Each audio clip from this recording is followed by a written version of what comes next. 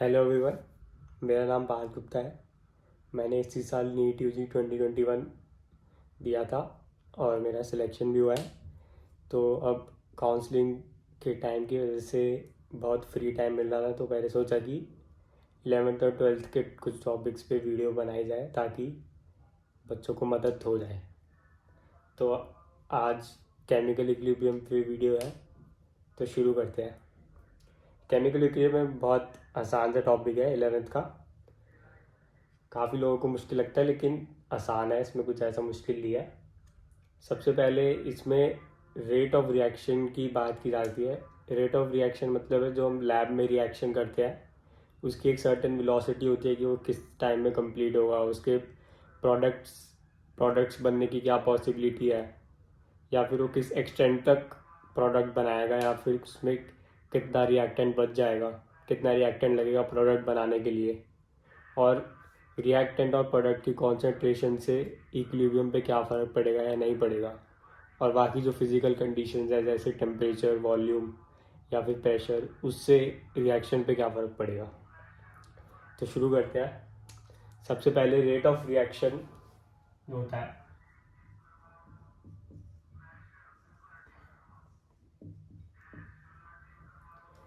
वो directly proportional होता है कॉन्सेंट्रेशन पे। जैसे एक रिएक्टेंट है ए, तो उसकी कॉन्सेंट्रेशन पे डिपेंड करता है। तो एक रिएक्शन या तो फॉरवर्ड जा सकता है या फिर बैकवर्ड जा सकता है। तो रेट ऑफ रिएक्शन अगर फॉरवर्ड के लिए लिखा जाता है तो फिर ये ए रिएक्टेंट होता है हमारा, और अगर यही चीज़ बैकवर्ड रिएक्शन के लिए लिखी जाए तो जैसे सी है, तो सी हमारा प्रोडक्ट बन जाएगा। वो प्रोडक्ट है लेकिन वो बैकवर्ड रिएक्शन के लिए तो प्रोडक्ट ही रिएक्टेंट बन जाता है। इसको एक डायग्राम से समझते हैं। जैसे एक है,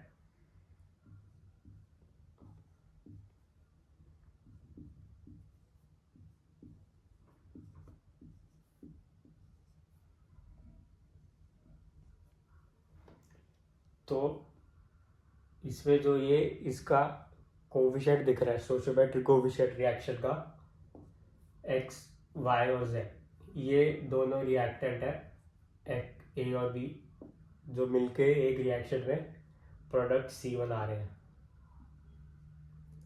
तो ये जो रेट ऑफ रिएक्शन है, एक्सपेरिमेंटली ये पाया गया कि ये जो कोविशेंट है रेट ऑफ रिएक्शन में इक्विलिब्रियम के लिए यहाँ पे आ जाता है, इसकी एक्सपोनेंट बन जाता है इसकी पावर का। तो अब जैसे एक ये देखा जाए टाइम इक्वल टू 0 पे, तो रेट ऑफ फॉरवर्ड रिएक्शन और रेट ऑफ बैकवर्ड रिएक्शन, फिर एक और टाइम पे देखा जाए, T1 मान लेते हैं टाइम को, तो रेट ऑफ फॉरवर्ड रिएक्शन कुछ इतना होगा और रेट ऑफ बैकवर्ड रिएक्शन भी थोड़ा आ जाएगा, क्योंकि तब तक थोड़ा प्रोडक्ट सी बच चुका होगा, तो सी भी वापस ये दो बना रहा होगा ए और बी। फिर एक टाइम आता है जिसको हम बोलते हैं टाइम ऑफ इक्विलिब्रियम, यानी इस टाइम पे इक्विलिब्रियम अटेन हो चुका है। इस टाइम पे rate forward equals to rate backward हो जाता है। अब हम लॉ ऑफ मास एक्शन पढ़ेंगे। ये आप सबको समझ आ गया होगा कि इक्विलिब्रियम टाइम पे rate forward equal to rate backward हो जाता है। ये रिएक्शन है। इसके लिए अब हम लॉ ऑफ मास एक्शन देखेंगे।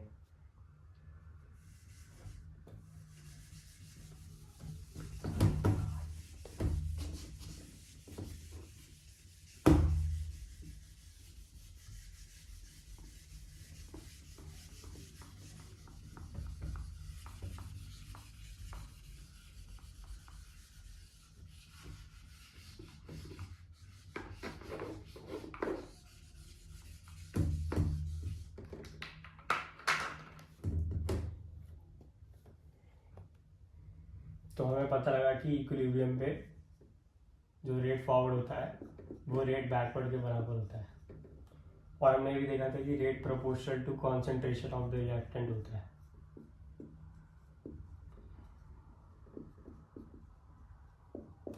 तो सबसे पहले रेट देखते हैं कि रेट असली में, तो जब हम इसको डायरेक्ट प्रोपोर्शनल साइन को डालेंगे तो एक कांस्टेंट आता है जिसको हम रेट कांस्टेंट कहते हैं।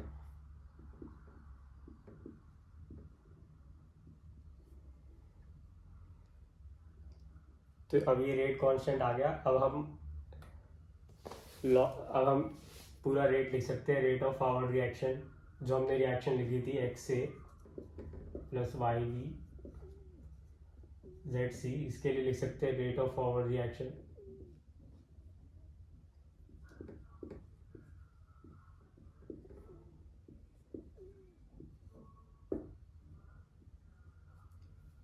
इस रिएक्शन में हम जनरली एक्स और वाई नहीं लिखते हैं। हर रिएक्शन के लिए एक्स और वाई नहीं लिख सकते। जो स्टोइचोमेट्रिक कोफिशिएंट होता है ज़रूरी नहीं है कि वो हर रिएक्शन का ऑर्डर हो सकता है। ये बस एग्जांपल के लिए लिखा है मैंने। अब हम लॉ ऑफ मास एक्शन देखते हैं। इक्विलिब्रियम पे rate forward equal to rate backward, तो के फॉरवर्ड ले लेते हैं, ए की पावर एक्स और बी की power Y, K backward C की पावर जेड।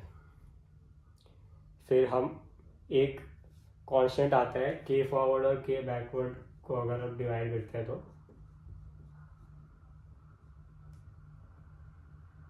यहाँ से बचता है सी की पावर जेड और ए की पावर एक्स और बी की पावर वाई।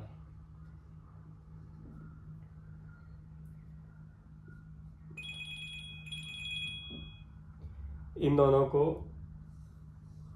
क्लब करके एक कांस्टेंट बनता है जिसको हम बोलते हैं इक्विलिब्रियम कांस्टेंट। तो यहाँ से हमें मिला इक्विलिब्रियम इक्वल टू सी की पावर जेड अपॉन ए की पावर एक्स बी की पावर वाई। अब यहाँ पे एक चीज़ और आती है, ये जो के इक्विलिब्रियम होता है ये अलग अलग कंडीशन में अलग अलग जगह ले सकता है। जैसे अगर हमें वॉल्यूम के टर्म में मेजर करना है तो वॉल्यूम के टर्म में मेजर करते तो कॉन्सेंट्रेशन लेते हैं रिएक्टेंट और प्रोडक्ट की, तो के इक्विलिब्रियम को के सी लिख सकते हैं। या फिर अगर हम इसमें हमने लिया है कॉन्सेंट्रेशन, या फिर अगर हम प्रेशर लेते हैं, पार्शियल प्रेशर ले ले इन सब का, तो हम पार्शियल प्रेशर ले लें इन सब का तो हम इसको लिखते हैं के पी। या फिर हम इन सब का मोल फ्रैक्शन को काई से डिनोट करते हैं। तो अगर उसका मोल फ्रैक्शन लेते हैं तो हम इसको के काई डिनोट करते हैं। जनरली ये कम यूज़ होता है मोल फ्रैक्शन वाला, ये दोनों ज़्यादा यूज़ होते हैं। इसमें से भी के सी मोस्ट एक्सटेंसिवली यूज़ होता है। इन दोनों के बीच में एक रिलेशन होता है के सी और के पी के, जो एग्जाम में आता है कि के P equal to K C R T की पावर डेल्टा एन जी। अभी हम इसको डिराइव भी करते हैं। K P equal to K R universal constant जो होता है T temperature, delta N G अभी बताता हूँ।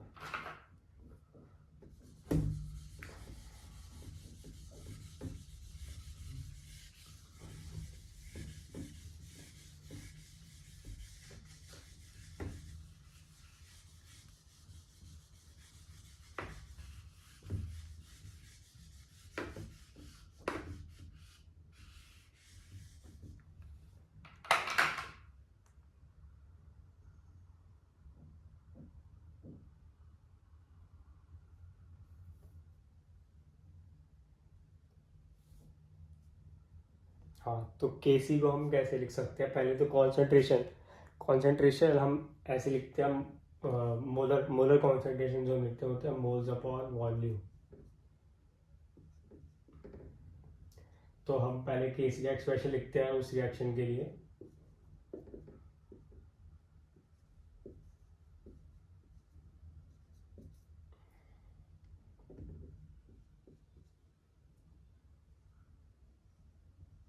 NC की power Z, NC by V की पावर Z। NC यानी मोल्स ऑफ C और वॉल्यूम ऑफ कंटेनर जिसमें रिएक्शन हो रहा है। ऐसे ही A के लिए ये एक्सप्रेशन आ जाएगा।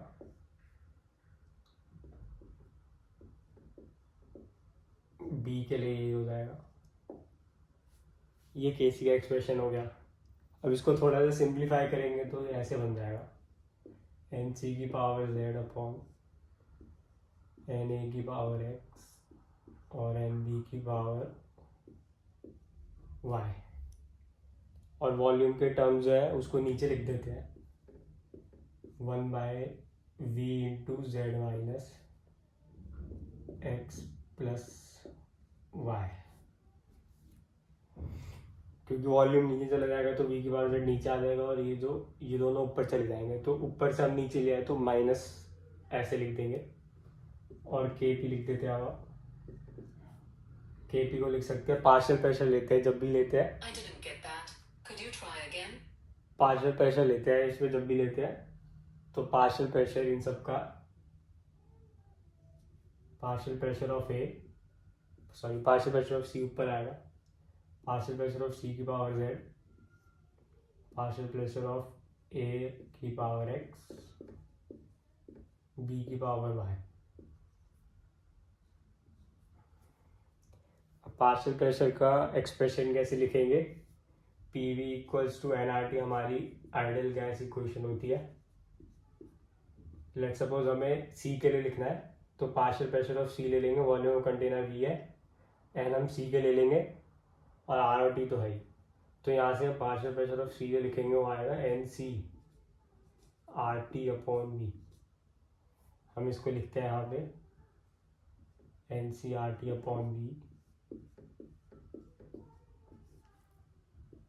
NA RT अपॉन V की power X,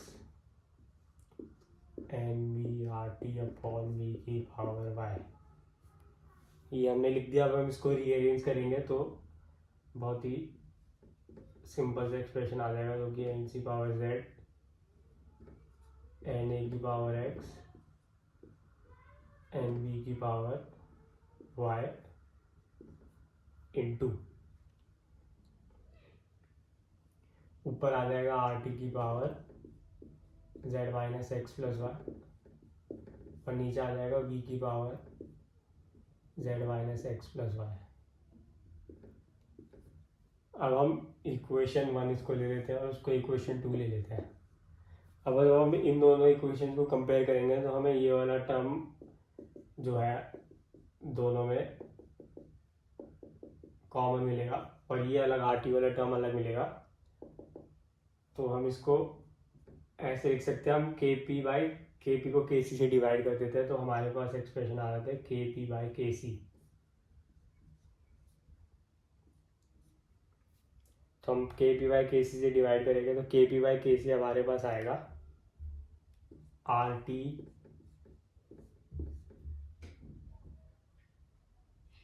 Z minus X plus Y। अब ये जो Z minus X plus Y है हम इसको ऐसे भी लिख सकते हैं RT की power del NG। Del NG का मतलब क्या होता है, जो NG का मतलब गैसियस, तो गैसियस स्टेट में जितने भी मोल है उनका डिफरेंस। जैसे ये जो रिएक्टेंट है इन सबको हमने गैसियस एज्यूम करा है केमिकल इक्विलिब्रियम के लिए, तो इनके जो मोल्स का डिफरेंस है Z minus X plus Y, मतलब Z minus X minus Y अगर ब्रैकेट हटा देंगे तो Z minus X minus Y delta NG हो जाएगा। तो डेल्टा NG यहाँ पे Z minus X plus Y. तो ये एक्सप्रेशन बहुत, हम यहाँ पे केसी को इधर ले जाएंगे तो ये एक्सप्रेशन है तो बहुत इंपॉर्टेंट है इस चैप्टर के लिए।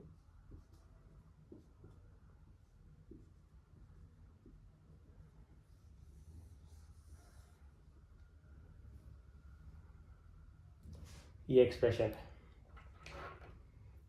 अब हम कुछ क्वेश्चन देखते हैं इनको।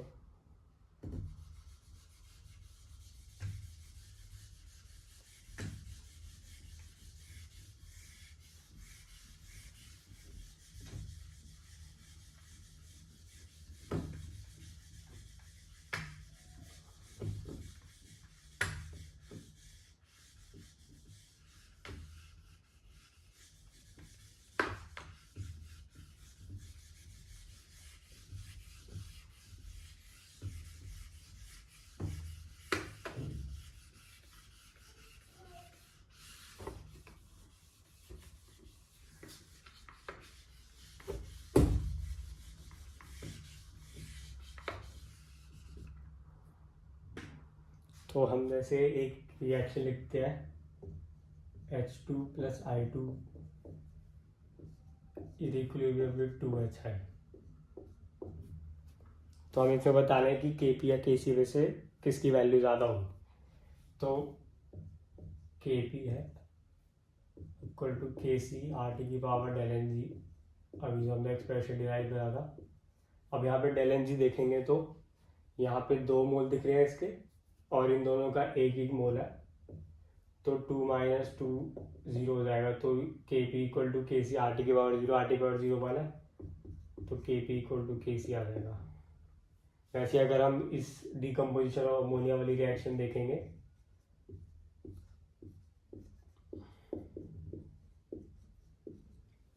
इसमें हम Kp और Kc में से कौन सा बड़ा है ये बताएंगे। तो वही ये सेम एक्सप्रेशन लगाएंगे Kp Kc के बाद ln g क्या होगा, इसमें 3 + 1 4, 4 - 2 2 होगा। तो यहाँ पे आएगी Kp इक्वल्स टू Kc की पावर RT का स्क्वायर। इसका मतलब है कि Kp Kc से बड़ा है।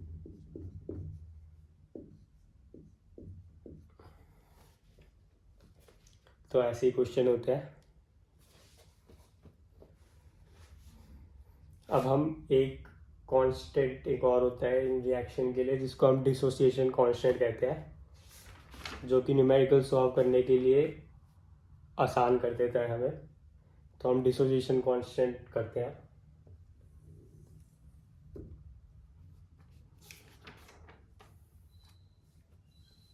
एक रिएक्शन का एग्जांपल देते हैं पहले, PCl5। PCl5 का पहले डिसोसिएशन करा देते हैं इक्विलिब्रियम में, तो ये बनता है PCl3 + Cl2 गैस। तो डिसोसिएशन कांस्टेंट का मतलब क्या होता है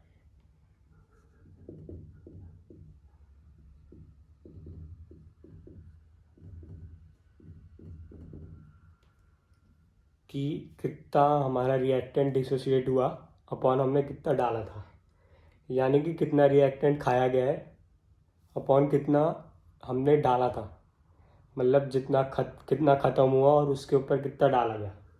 तो हम मान लेते हैं कि पहले T टाइम 0 पे इसके हमने A मोल डाल दिए थे कंटेनर के अंदर, तो ये तो 0 0 थे क्योंकि अभी रिएक्शन शुरू नहीं हुआ है, T0 पे है, और एक टाइम था T = T1। तो इसके रिएक्ट करके कुछ मोल्स सपोज X इसमें से कट गए, मतलब X इसके यूज़ हो गए। तो अब इसके जब X यूज़ हो गए तो इसके कितने बनेंगे X और X। तो सिंपल मोल कंसेप्ट है कि अगर इसके 1 मोल ख़त्म होंगे तो इसके 1 1 बनेंगे, इसके 2 मोल ख़त्म होंगे तो इसके 2 2 बनेंगे, इसके 100 मोल ख़त्म होंगे तो इसके 100 या इसके भी 100 बनेंगे। तो A - X X और X। अब डिसोसिएशन कांस्टेंट कैसे करते हैं कि कितना ख़त्म हुआ था, X ख़त्म हुआ है अपॉन कितना हमने डाला था, A डाला था, तो X upon A dissociation constant हुआ है। इसको जनरली अल्फा से डिनोट करते हैं। तो अल्फा कितना आएगा, X अपॉन A।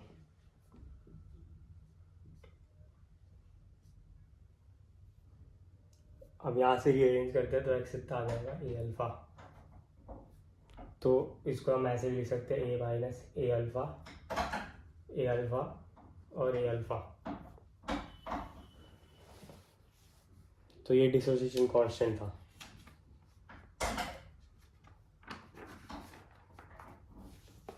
इससे हम काफ़ी सारे न्यूमेरिकल्स पे एक्सप्रेशन निकाल सकते हैं काफ़ी चीज़ों का।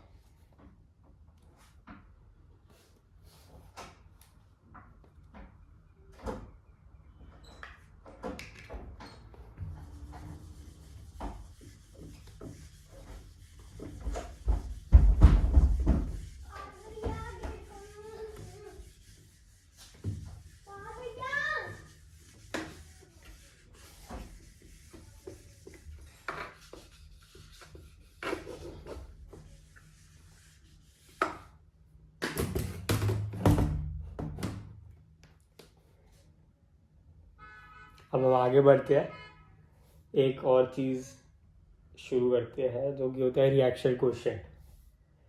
रिएक्शन क्वेश्चन क्या होता है बताते हैं।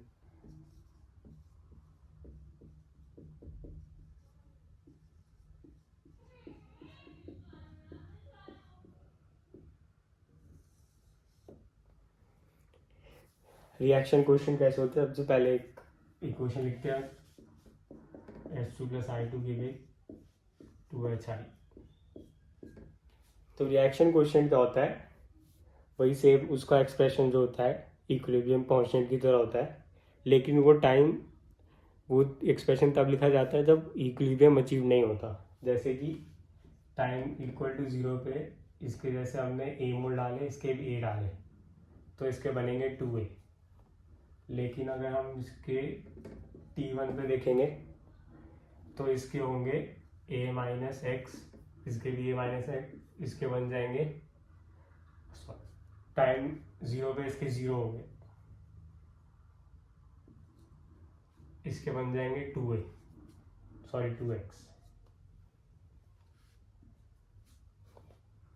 टाइम 0 पे इसके 0 होंगे क्योंकि रिएक्शन अभी शुरू हुआ है। टाइम t1 पे मान लिया कि इसके x खत्म हुए तो इसके 2x बनेंगे क्योंकि स्टोइचोमेट्रिक कोएफिशिएंट 2 है यहाँ पे, और टाइम इक्विलिब्रियम आ जाएगा फाइनली।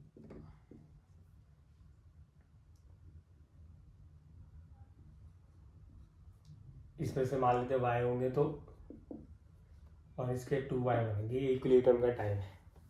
तो अगर हम के इक्विलिब्रियम लिखेंगे इस रिएक्शन के लिए तो वो लिखा जाएगा HI की जो कॉन्स्टेंट है 2y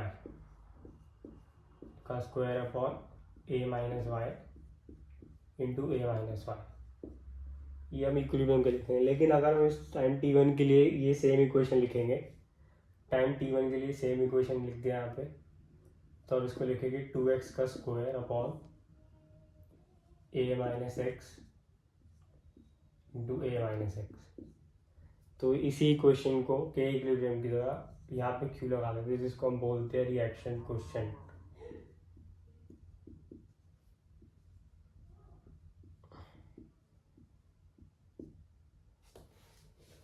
ये रिएक्शन क्वेश्चन है।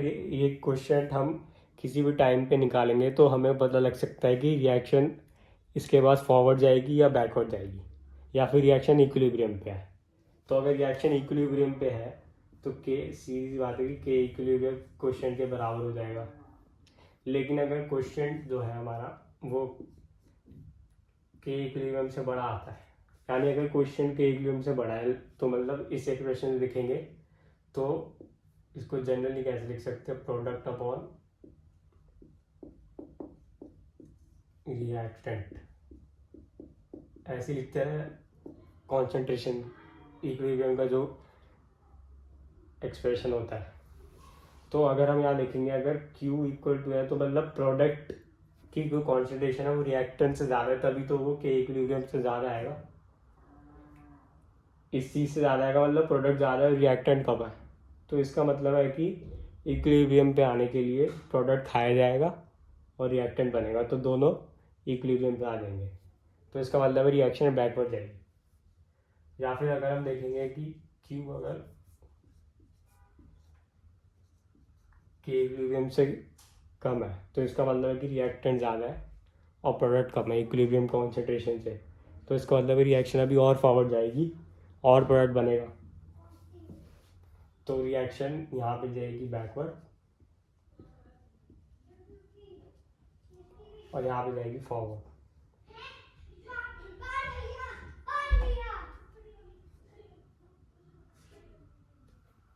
तो ये रिएक्शन क्वेश्चन का कॉन्सेप्ट था।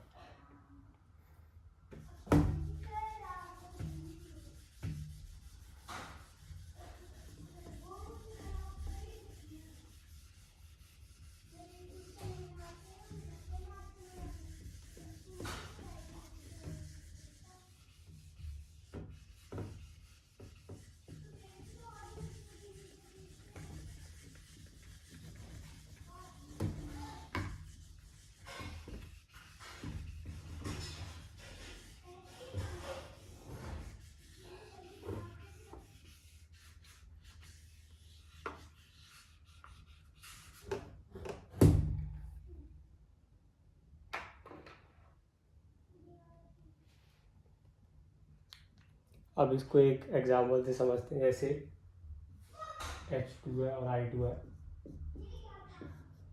तो दोनों इक्विलिब्रियम में देखिए 2HI बनाते हैं। अगर हम मान लें इसके अभी 5 मोल है इसके 5 मोल है और 10 मोल है, और हमें दे रखा है केसी 3 है इस रिएक्शन का, और वॉल्यूम दे रखी है 1 लीटर।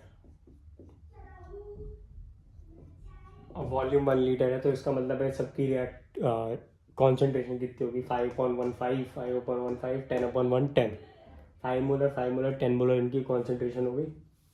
तो अब हमें पूछा है कि रिएक्शन फॉरवर्ड जाएगा या बैकवर्ड जाएगा स्टेट से। केसी हमें 3 दे रखा है, तो कैसे बताएंगे, क्वेश्चन निकालेंगे पहले। जब भी हमें क्वेश्चन मिले ऐसा तो हमें सबसे पहले रिएक्शन क्वेश्चन निकालना है। तो रिएक्शन क्वेश्चन निकालने के लिए 10 मोलर कॉन्सेंट्रेशन है स्क्वायर अपॉन 5 और 5 कितना आएगा 100/25, जो क्या आएगा 4। अब यहाँ से पता लग रहा है क्या है कि Q ग्रेटर देन KC है, और अभी हमने देखा था अगर Q ग्रेटर देन KC है तो रिएक्शन जाएगा बैकवर्ड्स।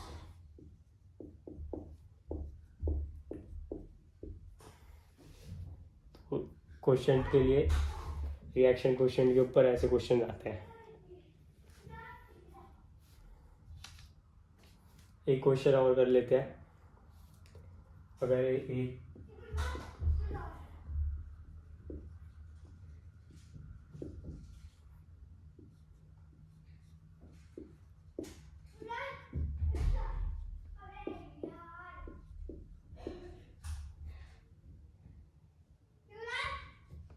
हमें इसके लिए KC और KP का एक्सप्रेशन लिखना है। KP और KC का एक्सप्रेशन लिख रहा है तो हम पहले इस क्वेश्चन को सॉल्व करने का जो तरीका क्या है, हम देखेंगे कि A इसके मोल्स हमने मान लिए T टाइम 0 पे, A 0 हो जाएंगे T 0 पे, और अगर हमें निकालना है टाइम T1 पे तो A है A अल्फा डिसोसिएशन कांस्टेंट है जो बताया था अभी, तो A अल्फा 2A अल्फा, क्योंकि यहाँ रिएक्शन स्टोइचोमेट्रिक कोएफिशिएंट 2 है तो यहाँ पे 2 अल्फा हो जाएगा। अब हम KP का एक्सप्रेशन निकालते हैं। तो KP का एक्सप्रेशन पहले निकालेंगे पार्शियल प्रेशर और इन दोनों का partial pressure total into mole fraction. तो मोल फ्रैक्शन क्या हो जाएगा 2A अल्फा डिवाइडेड बाय कितने, मतलब मोल फ्रैक्शन का मतलब क्या होता है कि इसके मोल डिवाइड बाय टोटल मोल्स, तो इसके मोल डिवाइड बाय टोटल मोल कितने हो जाएंगे 2A अल्फा अपॉन इन सब को प्लस करके क्या आएगा A + 2A अल्फा। ये तो हो गया NH3 के, इसका स्क्वायर कर देंगे। फिर CO2 के लिए सेम एक्सप्रेशन निकालेंगे तो क्या आएगा PT प्रेशर टोटल है into A alpha divided by A + 2A alpha. नीचे ये इस चीज़ को हम अमोनियम कार्बोनेट बोलते हैं।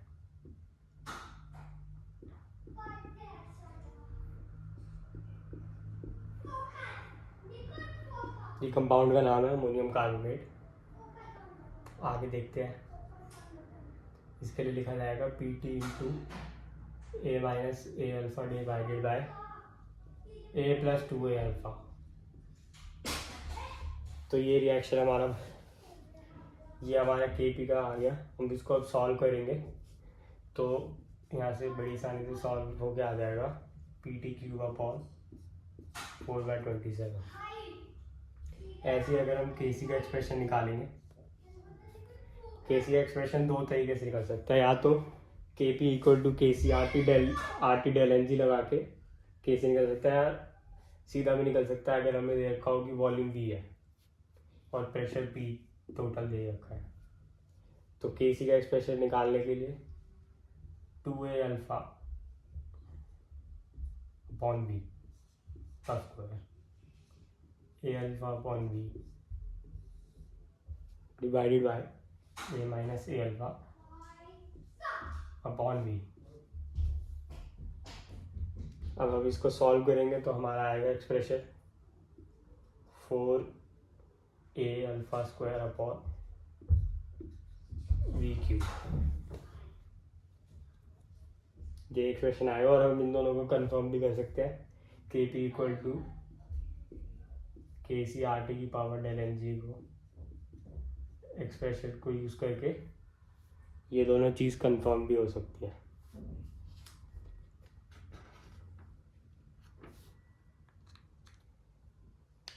तो बस आज के लिए इतना ही।